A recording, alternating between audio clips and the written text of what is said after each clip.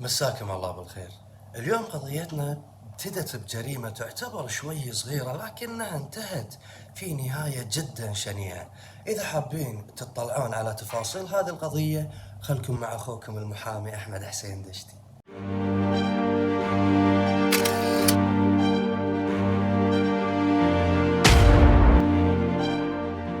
شوف يا محفوظ السلامة، يقول لك بيوم من الأيام كان في 3 مساجين بالسجن بزنزانة واحدة. طبعا كل واحد فيهم عنده قضية غير وانحكم عليها وانسجن فيها، لكن هالثلاث مساجين كانوا يحتلون أو يقطنون في زنزانة واحدة، ومع العشرة ومع الأيام صاروا ربع وأعز الربع مع بعض، واتفقوا أنهم بعد ما يتم الإفراج عنهم يظلون يتواصلون مع بعض وما ينسون أخوتهم والعشرة اللي تمت بينهم داخل السجن. هذيلي كانوا 3 أشخاص، تم الإفراج عن الأول، الثاني تم الإفراج عنه بعد شهر، الثالث تم الإفراج عنه بعد 4 شهور، وانتهت مدة محكوميتهم. وشاءت الأقدار أن هذيل ال3 المساجين اللي طلعوا من السجن عقب ما تم انتهاء مدة محكوميتهم تلاقوا بعد سنة كاملة. طبعا لما تلاقوا كل واحد فيهم قام يشكي للثاني عن حاله، انه مو لاقي وظيفة، مو لاقي فلوس، ما هو قادر يصرف على نفسه، والمجتمع مو راضي يتقبله، ان حتى في ابسط واقل الوظائف مو هم قادرين يوظفونه، لان كل ما يسألون عنه يكتشفون انه كان مسجون وطالع من السجن، فما حد راضي يوظفه عنده بعبارة ان هذا كان مجرم سابق. وثلاثتهم ظلوا طول الليل يتشكون حق بعض عن امور الحياة والدنيا، وشلون انهم مهم قادرين يعيشون ولا قادرين يوفرون حق نفسهم ابسط مقومات الحياة. لكن طلع واحد فيهم قال لهم شوفوا يا جماعة، انا عندي لكم موضوع معين، تبون نقوم فيه قمنا فيه، ما تبون نقوم فيه كيفكم. قال لهم بس هذا الموضوع عبارة عن جريمة واحدة. طبعا هم كمساجين كلصوص ما يسمونها جريمة. قال لهم عندنا بوقة واحدة، هالبوقة ان سويناها راح نودع الفقر، وبعد امور حياتنا كلها راح تتغير وراح تتصلح للافضل. قالوا له شلون؟ قال لهم انا يوم من الايام قمت اسمع ان في دكتور وافد وبس، لكن هذا الدكتور وايد مجتهد والناس كلهم يعرفونه وكل الناس يطلبون ان عملياتهم تكون عند هذا الدكتور. يقول لكن يعني شد انتباهي، حبيت اراقبه اشوف شنو حياته. يقول اكتشفت ان هذا الدكتور ساكن بشقة، لكن عقب مراقبتي فيه ما قدرت اتوصل حق اي شيء كان، وما بارتكب اي موضوع ثاني يدخلني السجن او يدخلني باي موضوع في ارتكاب للجريمة. يقول توصلت اني تعرفت على الشغالة او الخادمة اللي تشتغل عنده، كانت في البينية الجنسية. يقول تحرشت فيها مرة مرتين ثلاث لين تعرفت عليها وصارت بيننا اتصالات، والموضوع وقف ليه ان انا قمت اروح لها البيت ومارس معاها الرذيلة، اي العلاقة الغير شرعية والعلاقة المحرمة.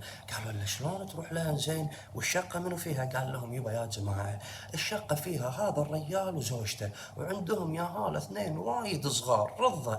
انا كنت اروح حق هذه الخادمة لما يكون دوام الدكتور هذا بالليل، فانا هني اضمن ان الزوجة تكون نايمة وان الدكتور يكون هذا بدوامه.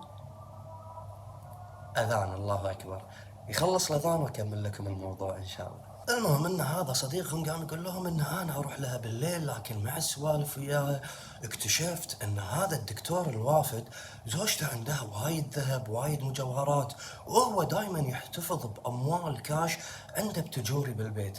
فيا جماعة هي كلها بوقة واحدة، نروح ندش بيت الريال هذا، هو كان ساكن بشقة، ندش بيت الرجال هذا، هي بوقة واحدة، نبوق بوقتنا ونمشي ولا من شاف ولا من دري على قولتهم، وخلاص كل واحد فينا امور حياته تبي تتصلح.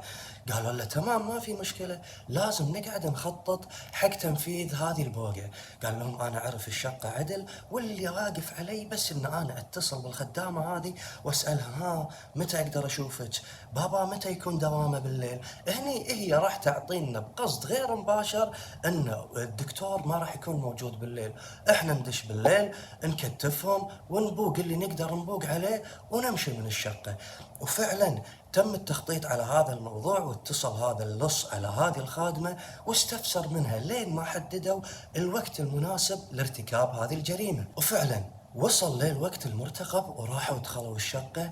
أول شيء سووه هذا اللص اتصل بالخدامة، قال لها ترى أنا جاي فتحين لي الباب.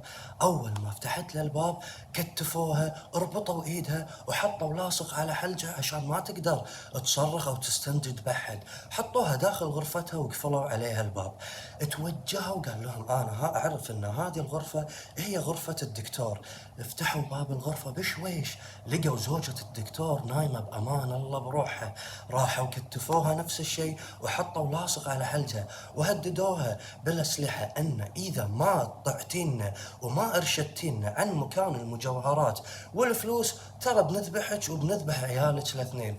طبعا هذه الزوجة خايفة وكانت بقمة الهلع والخوف، أشرت لهم على الكبت، قالت لهم أن هناك كان ذهبي. راحوا فعلا افتحوا الكبت، لقوا صندوق، لقوا فيه ذهب ومجوهرات والماس. خذوا الذهب والمجوهرات، قالوا لها وين مفتاح التجوري؟ قالت لهم والله ماني عارفه وين مفتاح التجوري، ما حد يعرف مفتاح التجوري الا زوجي. اقعدوا يفتشون وينبشون بالشقه، لكن هني انصدموا ان الدكتور صاحب الشقه فاتح باب الشقه وشافهم. انصدم، منو هالثلاث شباب اللي موجودين عندي بالشقه؟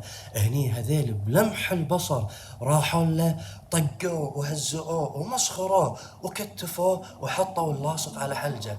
قالوا له شوف، احنا ما نبي نأذيك ولا نبي نأذي احد من اهلك، نبي تدلين عن مفتاح التجوري، بناخذ الفلوس اللي فيه وبنمشي في امان الله، لكن ان حاولت تسوي اي حركه راح نضطر نذبحك انت وزوجتك وعيالك عشان لا حد فيكم يبلغ عنا او لا تسوون لنا مشكله، واحنا ما نبي هالمشاكل ترى.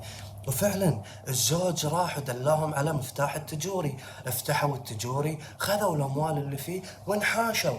ظنوا هني ان جريمتهم انتهت على كذي، وانهم خلاص راح ينعمون في الرزقه او في الفلوس اللي باقوها وراح تتصلح امور حياتهم. لكن الزوج راح يبي ينقذ زوجته، دار انها موجوده بالغرفه، راح شافها مغمى عليها، ما هي قادره تبطل الوثاق من ايده ولا تشيل اللزقه من حلجها. فالريال بالغصب راح لاحد الشقق التابعه لجيرانه في نفس العماره، راح طق عليهم الباب في فير الله.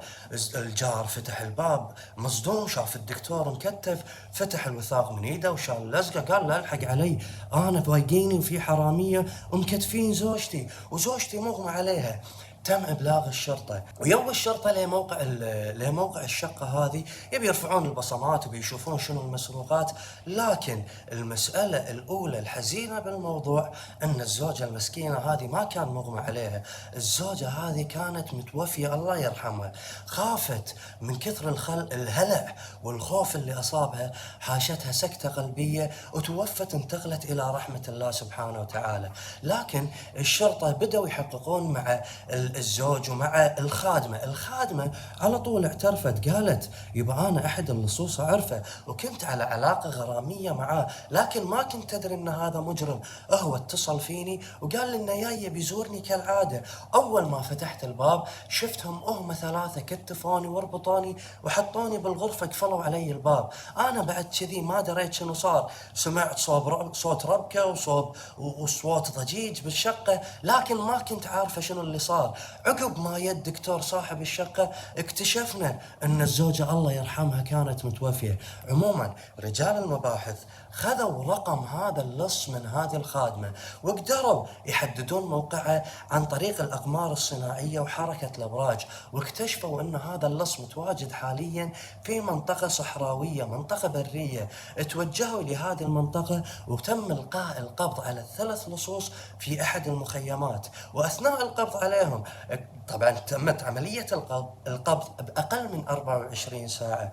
وبعد ما تم القبض عليهم اكتشفوا ان المضبوطات موجودة، اللي هي الفلوس والمجوهرات اللي فعلا الدكتور ابلغ عن سرقتها. تم حالتهم الى المحكمة، وبالتحقيق معاهم قالوا لهم القاضي، قال لهم تدرون ان الزوجة اللي انتم قمتوا بتكتيفها واغلاق فمها توفت؟ طبعا انكروا صلتهم بقتل هذه الزوجة، وانهم ما يعرفون شيء عن موضوع وفاتها، وان كانت نيتهم انهم بس يدخلون يسرقون وما كان بنيتهم ان يعتدون على احد. تم الحكم بالسجن على الثلاث لصوص هذيل بال15 سنة بسبب دخولهم لمسكن واستخدام الأسلحة في السرقة عن طريق العنف والكراهية، وتم زجهم بالسجن لمدة 15 سنة. لكن موضوعنا من هذه القضية الحين في زوجة توفت الله يرحمها، وخلفت وراها زوج أرمل، وخلفت وراها طفلين يتامى انحرموا من حنان وعطف الأم. هني موضوعنا يقول اللوم على منو؟ هل اللوم على السجن اللي ما كان فيه لا إصلاح ولا تهذيب للمساجين وتقويم سلوكهم، ولا العتب واللوم على الفقر والجوع اللي حسوا فيه هالثلاث لصوص، ولا العتب على المجتمع اللي ما قدر يستقبل الثلاث لصوص ويقوم سلوكهم ويخليهم يتوظفون ويطلبون الرزق الحلال؟ أتمنى أسمع إجاباتكم تحت هذا الفيديو عن طريق الكومنتات، وأشوفكم بقضايا جديدة فيها من العبر اللي تستفيدون منها إن شاء الله. في أمان الله.